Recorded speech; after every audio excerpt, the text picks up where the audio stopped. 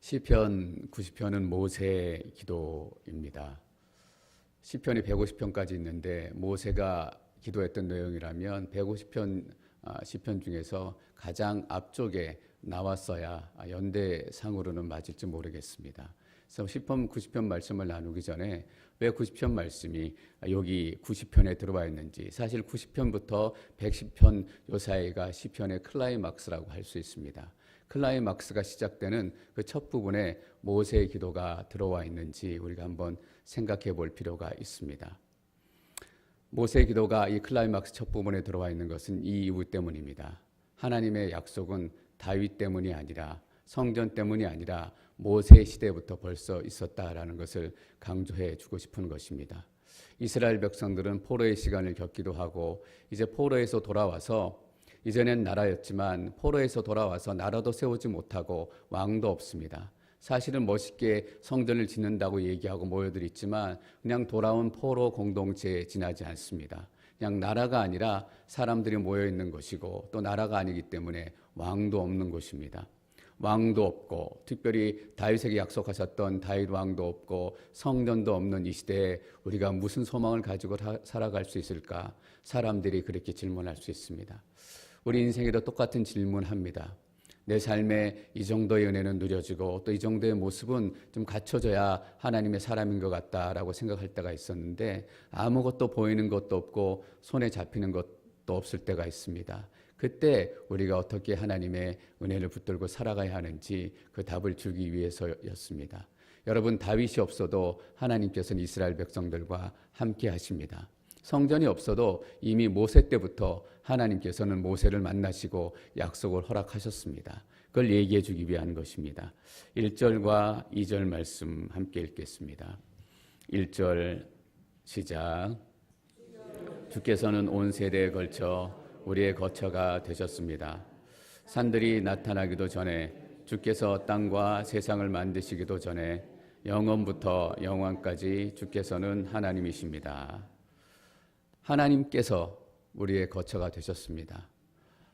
여행은 떠날 때 기분이라는 말이 있습니다. 떠나고 나면 고생이 되고 정작 집에 빨리 가고 싶다, 그런 마음이 들 때가 참 많은 것 같아요. 가장 불쌍한 사람들은 집이 없는 사람들인 것 같아요. 돌아갈 곳이 없는 사람들. 이민 생활이 힘들지만 그래도 집안이 평안하고 아이들이 평안하면 또 어려운 일들 감당해 나갈 만한 것 같아요.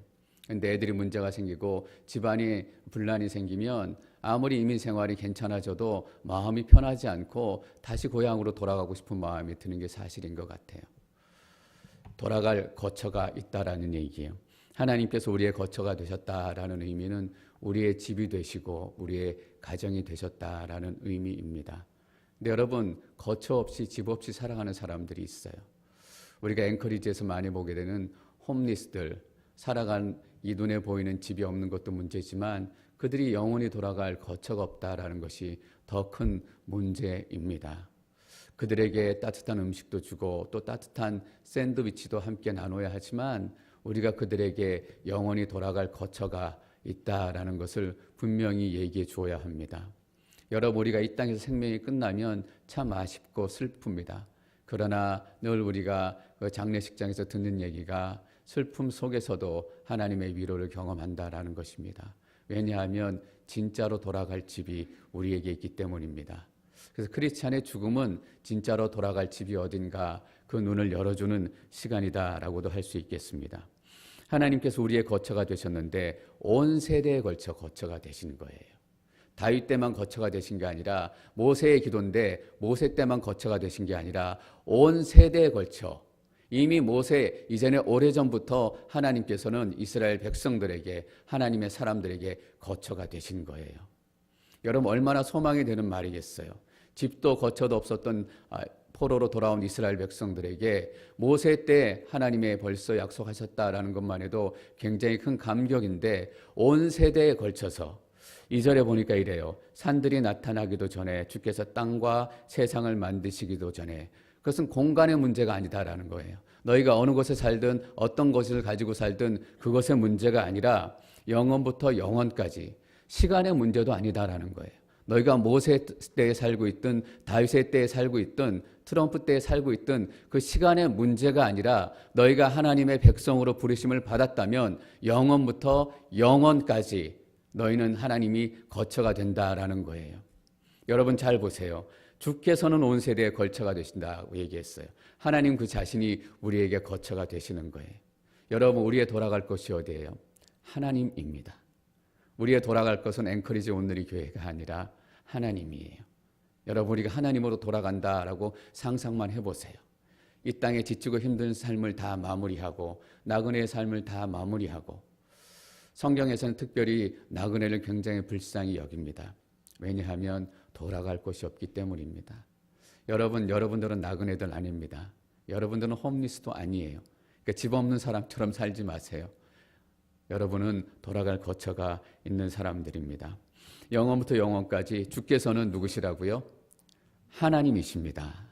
하늘과 땅의 주인이시고 우리의 인생을 다스리시는 하나님이십니다. 3절 말씀 계속 읽겠습니다. 3절 시작. 오 사람의 자손들아 흙으로 돌아가라 하십니다.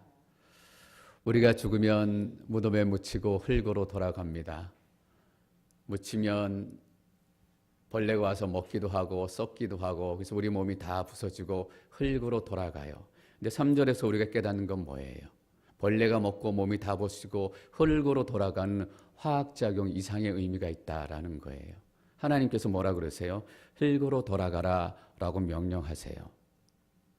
우리가 그냥 우연히 죽어서 벌레가 먹어서 흙으로 돌아가는 것이 아니라 우리가 흙으로 돌아가는 가장 큰 이유는 뭐냐면 하나님께서 명령하셨기 때문이에요. 여러분 우리가 이 사실 잊으면 안 돼요. 우리가 우연히 죽는 것이 아니라 우연히 그냥 뭐 이렇게 산소작용이 일어나가지고 몸이 흙이 되는 것이 아니라 하나님께서 흙으로 돌아가라라고 명령하셨기 때문이에요. 우리는 질문을 2가지 던져야 돼요. 왜 흙으로 돌아가라고 명령하셨을까? 그리고 그 명령이 없었을 때가 있었단 말인가? 그 질문에 대해서 오늘 답하고 싶은 거예요. 4절에서 6절까지 말씀 함께 읽습니다. 4절부터 시작. 주께서 보시기에 천년은 금방 지나간 하루 같고 밤 한때 같습니다. 주께서 그것들을 홍수처럼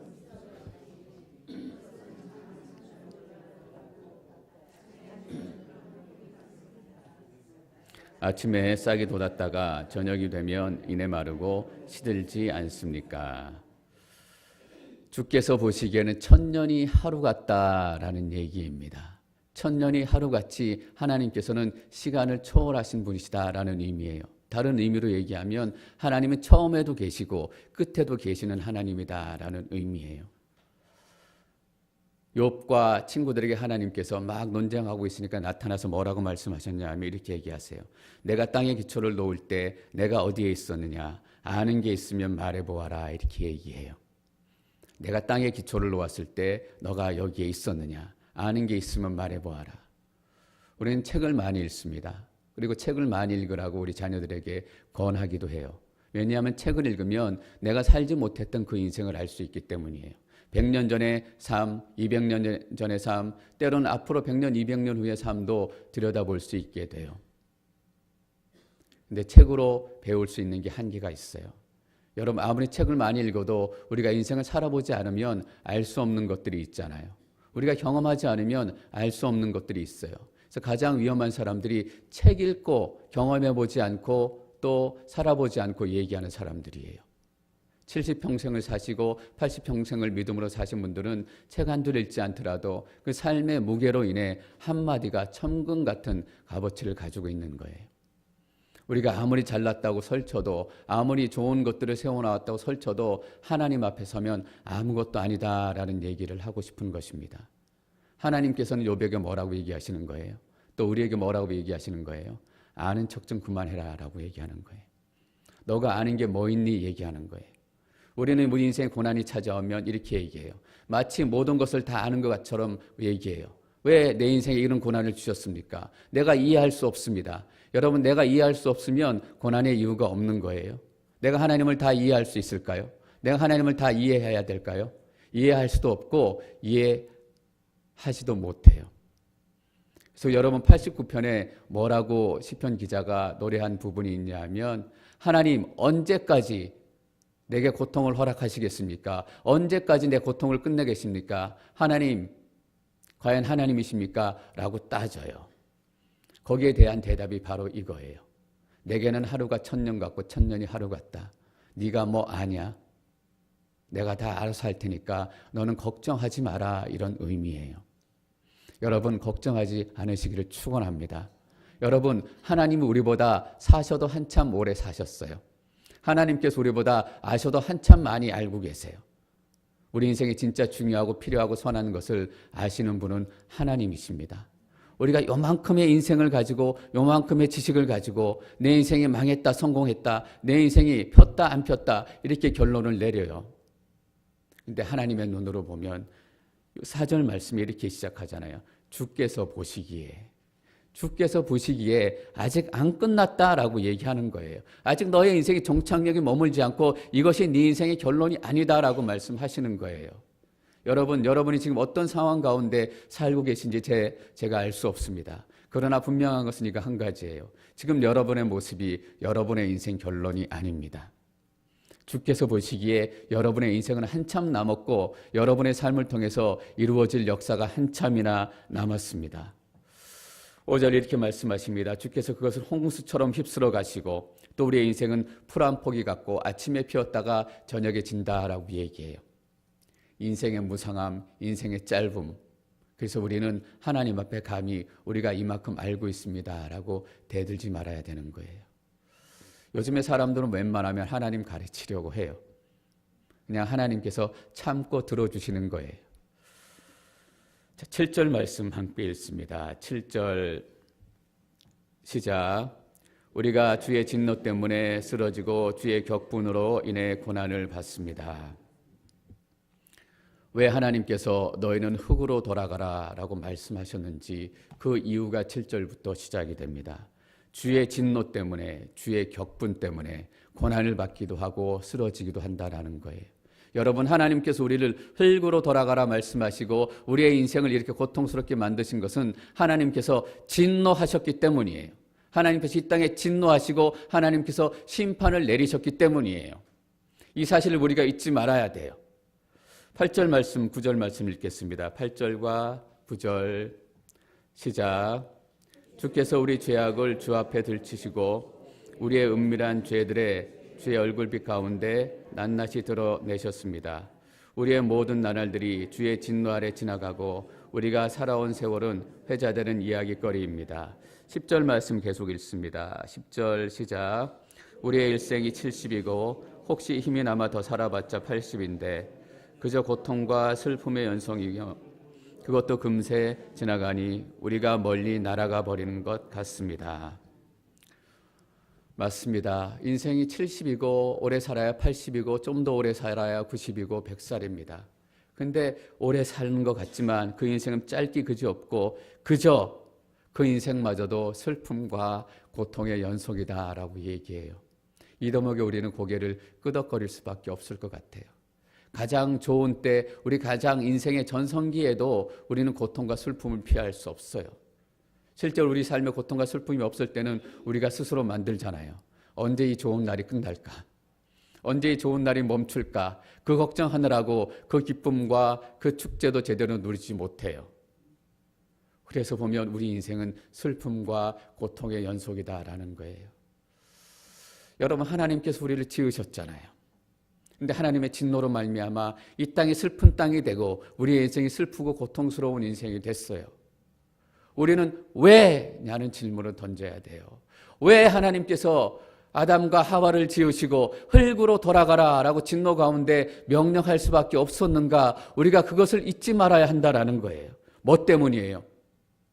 아담과 하와의 죄악 때문이고 우리의 죄 때문이다라는 거예요. 여러분 그래서 우리는 죽음을 맞이할 때 그냥 죽음을 생각할 때 그냥 생각하면 안 돼. 우리가 몸이 아플 때 내가 늙었으니까 몸이 아프구나. 내가 나이가 들었으니까 죽어가는구나. 그냥 이렇게 단순하게 생각하면 안 돼요. 진화론자들이 그렇게 생각하는 거예요. 내가 나이 먹었으니까 죽는구나. 나이 먹었으니까 아프는구나. 내 몸이 아프면 여러분 억울하고 원통하게 생각해야 돼요. 죽음을 생각할 때 억울하고 원통하고 분한 마음이 있어야 돼요. 왜냐하면 하나님께서 여러분들을 죽지 않도록 처음에 지으셨기 때문이에요. 하나님께서 우리들을 원래 아프지 않도록 지으셨기 때문이에요. 그래서 우리는 아픔을 당할 때마다 억울한 마음을 가져야 돼요. 내가 왜 아파야 하는가? 내가 왜 죽음 때문에 두려워해야 하는가? 여러분, 우리는 죽음을 당연하게 맞아들여서는 안 돼요. 원래 우리는 죽을 운명이 아니었다고요. 우리는 아플 운명이 아니었다고요, 여러분. 죽지 않아도 될 내가, 아프지 않아도 될 내가, 왜 허리가 이렇게 아프고, 왜 암으로 고생하고, 왜 죽음 때문에 이렇게 두려워하는가? 여러분, 죽음이 닥치면 왜 두려워지는지 아세요? 원래 내게 예정되지 않았던 것이기 때문이에요. 원래 운명대로 처음부터 결정되었던 것이라면 죽음을 맞이하면 자연스러운 마음이 들어야 돼요. 근데 누구나 죽음 앞에서는 두려운 마음이 들어요. 왜냐하면 원래 계획됐던 것이 아니기 때문이에요. 11절, 12절 말씀 계속 읽겠습니다. 11절과 12절 시작. 진노의 힘을 누가 알겠습니까? 주의 진노로 인한 두려움을 누가 알겠습니까? 그러니 우리 인생을 바로 셀 수 있도록 가르치소서. 그래야 우리가 마음의 지혜를 담게 될 것입니다. 주의 진노의 힘이다라는 표현을 썼어요. 여러분, 심리학자들이 이런 얘기합니다. 분노는 에너지래요. 그래서 분을 품은 사람을 만나면 그 에너지가 밖으로 나온다라는 거예요. 그 에너지 때문에 만나는 사람들의 관계가 파괴되어지고 그 분노의 에너지 때문에 그 공동체가 파괴되어진대요. 그냥 분노는 마음에 있는 감정이 아니라 에너지로 나타나기 때문이에요. 여러분, 사람의 분노도 사람을 파괴하고 사람의 분노도 공동체를 파괴한다면 하나님의 분노는 얼마나 큰 것일까 여러분 한번 생각해 보세요. 분노가 에너지고 힘이라면 하나님의 진노는 얼마나 큰 힘일까? 물론 사람의 분노와 하나님의 진노는 근본적으로 달라요. 우리의 분노는 뭐냐면 우리가 제대로 대접받지 못해서 화가 나는 거예요. 남들이 알아주지 못해서 분노하는 거예요. 그러나 하나님의 진노는 죄 때문에 진노하시는 거예요. 질적으로 차원이 달라요. 하지만 하나님의 진노가 얼마나 크고 얼마나 무서운 것인지 여러분들에게 비유로 설명드리기 위해서 사람의 분노를 얘기한 거예요. 여러분, 공동체에 분을 품은 사람 몇 사람만 있으면 공동체는 무너져요. 그 예배는 완전히 초토화돼요. 하나님의 진노가 인생 가운데 임하고 이 땅 가운데 임하게 되면 시편 기자는 이렇게 얘기해요. 주의 진노로 인한 두려움을 누가 알겠습니까? 모른다라는 의미가 아니에요, 여러분. 상상할 수 없이 크다라는 의미예요. 12절 말씀 다시 한번 읽도록 하겠습니다. 12절 시작. 그러니 우리가 인생을 바로 셀 수 있도록 가르치소서. 그래야 우리가 마음의 지혜를 담게 될 것입니다. 12절 너무나 중요한 말씀이에요. 우리 인생의 가장 중요한 지혜이기도 해요. 우리 인생을 바로 셀 수 있도록. 우리 인생을 바로 셀 수 있도록이란 말은 어떤 의미인가 하면 우리 인생의 길이가 얼마나 되는지, 내 인생이 얼마나 남았는지, 인생이란 게 70이고 길어야 80이고 더 길어야 90이고 내 인생이 얼마나 짧고 얼마나 작은지 그것을 정확히 셀 수 있도록. 어떤 사람들은 평생 사는 것처럼 그렇게 살아요. 평생 자기 죽지 않을 것처럼. 인생을 바로 세게 되면 어떻게 되냐 하면 내 인생이 길어야 70이고 길어야 80이구나. 내 인생을 바로 세면 그렇게 세워지고 나면 어떻게 되냐 하면 하나님이 얼마나 크신 분인가 우리를 알게 되는 거예요. 야, 하나님은 천년이 하루 같은 분인데 내 인생 고작해야 70년이고 80년이구나. 여러분, 내 인생을 정확히 세면 겸손한 인생 살 수밖에 없어요. 내 인생을 정확히 세면 내가 왜 흙으로 돌아가야 되는지, 내 인생이 왜 이렇게 고통 가운데 있어야 되고 슬픔 가운데 있어야 되는지 이 질문을 던지지 않을 수 없어요. 시간의 의미와 가치를 깨닫게 된다는 거예요. 시간의 가치와 의미를 얘기해주는 광고가 한 편 있더라고요. 한국의 삼성생명이라는 보험회사에서 만든 광고인데 여러분 보셨을지 모르겠어요. 시간이 얼마나 중요한 것인지, 또 시간을 어떻게 생각해야 되는 것인지 우리가 한번 같이 묵상해 볼 수 있을 것 같아요. 한번 30년 남았는데 일하는 시간, 또 TV 보는 시간, 또 이것저것 시간 빼니까 가족과 함께하는 시간이 9개월밖에 안 되네요. 여러분, 이게 인생의 날수를 바르게 세는 거예요. 인생의 날수를 바르게 세면, 오늘 12절의 말씀 뭐라고 얘기하면, 셀 수 있도록 가르쳐 주셔서 그래야 마음의 지혜를 담게 될 것입니다. 인생의 날수를 바르게 세게 되면 지금 내가 해야 되는 일이 뭔지 알게 돼요. 여러분, 그것이 지혜로운 것이잖아요. 내가 이 시점에 정말로 해야 되는 것이 무엇인지 아는 것이 지혜로운 것이에요. 인생의 날수를 바르게 세게 되는 것. 여러분, 진짜 영적으로 우리 인생의 날수를 바르게 세게 되면 어떤 일이 일어나요? 우리가 겸손해지고 하나님 앞에 낮아져서 이렇게 변한다라는 거예요. 13절 말씀 함께 읽습니다. 13절 시작. 오 여호와여 돌아오소서. 대체 언제까지입니까? 주의 종들을 불쌍히 여기소서. 오 여호와여 돌아오소서. 하나님께 돌아오소서라고 기도하고 있지만 실제로는 어떤 기도입니까? 내가 하나님께 돌아가겠습니다라는 기도입니다. 왜냐하면 하나님은 영원부터 영원까지 나의 거처가 되셨기 때문이에요. 하나님의 날수를, 하나님 인생의 날수를 제대로 세게 되면 우리가 지혜로워져서 지금 우리가 해야 될 게 무엇인지 깨닫는 거예요. 하나님, 내가 당장 하나님께로 돌아가겠습니다. 내게로 돌아와 주십시오. 여러분, 우리가 죽는 것에 대해서 억울하게 생각해야 되고 아픈 것에 대해서 억울하게 생각해야 돼요. 분노해야 돼요. 격분해야 돼요. 그런 거는 이런 의미 아니에요. 하나님, 나 안 죽겠습니다. 나 안 아프겠습니다. 땡깡 쓰는 게 아니에요. 우리가 죄 지은 이후에 모든 사람에게 한번 죽는 것을 정하셨어요. 우리가 죽음에 대해서 분노하고 격분하고 대항하는 것이 무엇이냐 하면 안 죽겠다고 발버둥 치는 게 아니라 바로 이거예요. 오 여호와여 돌아오소서. 이게 우리가 죽음과 싸우고 우리 인생의 아픔과 싸우는 방법이에요, 여러분.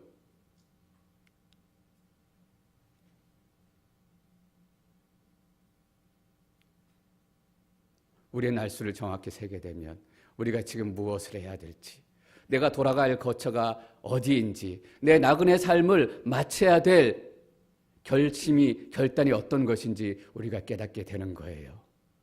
여러분, 우리는 우리 인생의 날수를 정확히 세야 돼요. 사람들이 왜 어렵게 사냐 하면 이 날수를 정확히 세지 못하기 때문이에요. 내게 아직 100년이 남은 것 같고 1000년이 남은 것 같고 착각하고 있어요.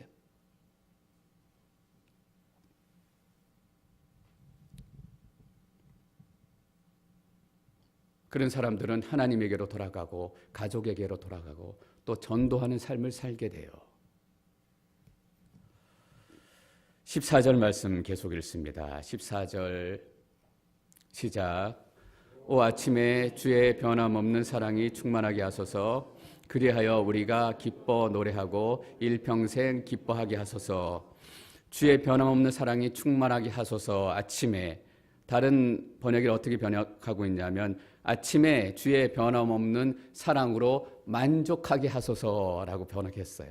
그 표현이 더 마음에 와닿는 것 같아요. 아침에 탁 눈을 뜨니까 내가 숨 쉬고 있는 게 너무 기쁘고 만족스러워요. 하나님께서 내게 새날 주신 게 너무 만족스럽고 기쁜 거예요. 그래서 이렇게 하잖아요. 그리하여 우리가 기뻐하고 노래하고, 그냥 그 아침만 기뻐하고 노래하는 것이 아니라 일평생 기뻐하게 하소서. 여러분, 그때 앞에 인생은 어떤 인생이었냐 하면 10절에 이렇게 얘기하잖아요. 그저 고통과 슬픔의 연속이며. 여러분, 인생이 놀랍게 변해요. 그저 슬픔과 고통의 연속인 인생이 오 하나님이여 내게 돌아오소서 이렇게 외치는 부르짖음을 통해서 새로운 아침이 시작되고 완전히 그 인생이 바뀌는 거예요. 어떻게 바뀌어요? 기뻐 노래하는 일평생토록. 전 여러분의 인생이 그렇게 바뀌기를 축원합니다. 일평생 고난과 고통의 연속이었는데 오 하나님 돌아오소서 이렇게 외치기는 순간 평생 기뻐하는 인생이 되는 거예요. 여러분, 그래서 하나님 만나면 인생이 바뀌어요. 하나님 만나서 갑자기 떼부자가 되는 건 아니지만 갑자기 행복한 인생이 되고 기쁜 인생이 되는 거예요. 15절 말씀 함께 읽습니다. 15절 시작. 주께서 우리를 힘들게 하신 날만큼 우리가 고통을 당한 횟수만큼 우리를 기쁘게 하소서. 딱 우리가 고통당한 만큼만 해주셔서 그런 의미가 아니에요. 쉽게 말하면 내 청춘 돌려다오 이거예요. 여러분, 내 청춘 돌려다오라는 거 얘기할 때 어떤 의미예요? 내 인생의 아픔과 고통, 눈물을 다 씻어다오 이런 얘기잖아요.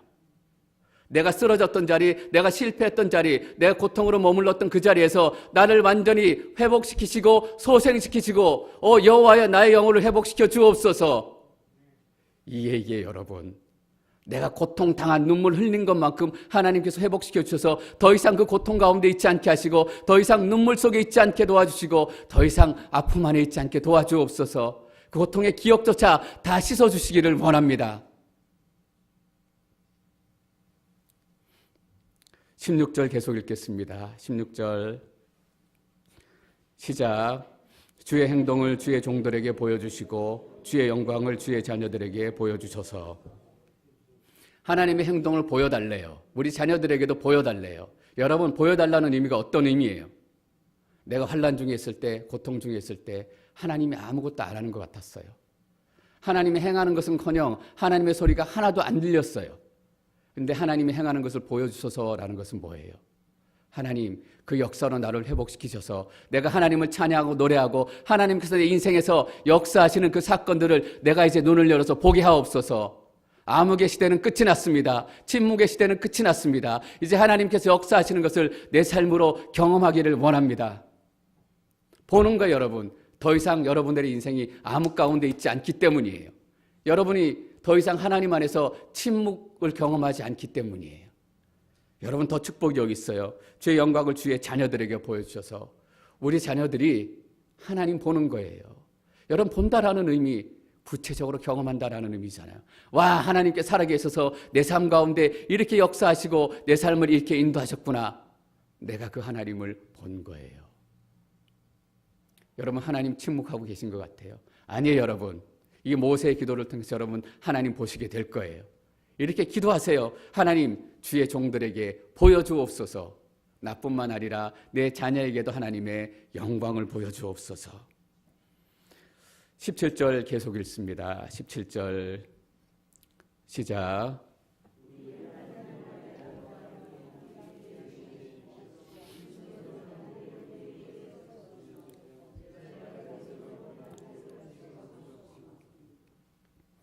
우리 하나님 여호와의 아름다움, 이 아름다움이라는 단어에는 은혜라는 단어도 같이 있더라고요.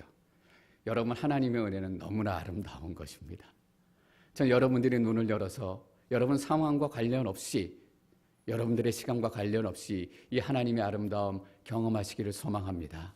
여러분, 이 아름다움, 이 은혜 경험하면 그 인생도 아름다운 인생 돼요.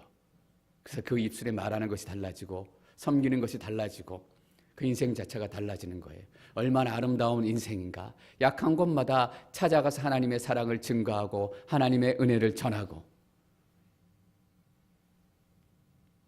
그 아름다움이 우리 위에 있게 하시고 마치 태양이 늘 우리 위에 떠 있는 것처럼 하나님의 은혜가 아름답게 우리를 비추는 거예요. 여러분, 우리 손으로 한 일을 우리에게 세워주셔서, 제발 우리 손으로 한 일을 세워주셔서. 여러분, 이 의미는 어떤 의미예요? 우리 손으로 한 일을 세워주셔서. 이전에는 우리 손으로 한 일을 하나님께 다 무너뜨리셨어요. 아담과 하와가 따먹은 선악과 그 일도 다 무너뜨리셨고, 사람들의 손으로 그 높이 세웠던 바벨탑도 다 무너뜨렸고, 이스라엘 백성들이 광야에서 그렇게 열심히 만들었던 금송아지도 다 무너뜨렸어요. 어떤 의미예요? 내가 너희들을 받아들이지 않는다. 너희들의 그 인생의 모습을 받아들이지 않는다라는 거예요. 그래서 그것들을 내가 다 무너뜨렸다라는 것입니다. 그런데 세워주소서라는 것은 어떤 고백이에요? 하나님, 내 인생 받아주십시오. 내 인생의 모든 것들이 하나님 눈에 합당한 일이 되어서 내가 세운 인생이 하나님께 인정받는 인생이 되기를 원합니다. 내가 더 이상 바벨탑을 세우고 아론의 금송아지를 세우는 것이 아니라 교회를 세우고 공동체를 세우는 삶을 살기를 소망합니다. 그게 내 손으로 세우는 걸 하나님께 세워주시는 거예요. 여러분, 우리가 얼마나 어리석어서 우리 손으로 세워놓은 것 하나님께 다 흩으셨어요. 내 욕심으로 억지로 세워놓은 것 하나님께서 흩으시고 무너뜨리실 때 우리는 너무나 아프고 외마디 비명조차 지르기 힘들 때가 많았어요. 그걸 다 무너뜨리시고 하나님께서 정말 하나님께 기뻐하시는 공동체를 세우고 아름다운 은혜를 세워주시는 거예요. 여러분 정말 아름다운 기도예요. 우리 손으로 한 일을 우리에게 세워주옵소서. 우리의 기도가 하나님께 상달되어지고 우리의 삶이 하나님께 드려지는 거예요. 우리의 드려진 예배가 하나님께서 기뻐 받으시는 거예요. 다시 한번 강조하잖아요. 제발 우리 손으로 한 일을 세워주소서. 여러분 앵커리지 온누리교회가 한 일을 하나님께서 세워주실 줄 믿습니다. 여러분이 한 기도를 하나님께서 들으실 줄 믿습니다. 여러분이 하나님께 드린 헌금을 하나님께서 받으실 줄 믿습니다. 여러분 이게 모세의 기도예요.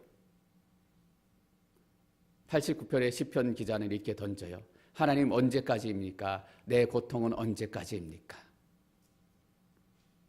하나님께서 이렇게 응답하세요. 그때 너희는 이렇게 부르짖어라. 오 여호와여 돌아오소서. 아는 척 그만하고 기도해라 라는 거예요. 따지기 그만하고 하나님 앞에 겸손히 돌아와서 너 인생의 날수를 세기 시작하라, 그런 의미예요. 지금 여러분들이 영적인 눈을 열어서 여러분의 인생을 카운트하시기를 축원합니다. 이제 그 카운트 시작하셔야 돼요. 그러면 이제 여러분의 삶이 가장 소중한 것, 가장 귀하고 값어치 있는 것들이 새롭게 시작될 줄 믿습니다. 더 이상 따지지 마시고 오 하나님이여, 하나님 앞으로 돌아가시기를 축원합니다.